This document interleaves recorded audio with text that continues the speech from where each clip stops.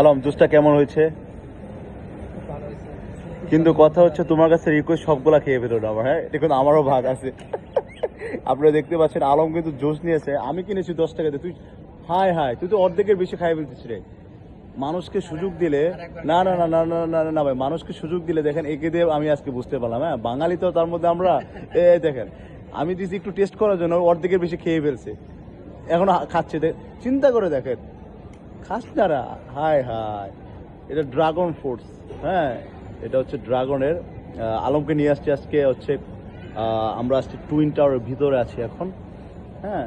তো অনেক মজা করতেছে। আলম, তোমার কেমন লাগতেছে আজকে এসে? আমার অনেক ভালো লাগতেছে, অনেকদিন পর ঘোরাঘুরি করলাম, অনেক ভালো লাগলো। আসলে তুমি অনেক ব্যস্ত থাকো, পড়ালেখার পাশাপাশি কাজের অনেক ব্যস্ত থাকো, তার জন্য আসতে পারো না। আলম আমার ছোটো ভাই, ওর বাসা হচ্ছে বগুড়াতে, হ্যাঁ, ওই এখানে লেখাপড়া করতেছে, লিঙ্কন ইউনিভার্সিটি, রাইট? তোমার লিঙ্কন ইউনিভার্সিটি। সো আচ্ছা, ঠিক আছে, ভালো থাকবেন সবাই, বাই বাই।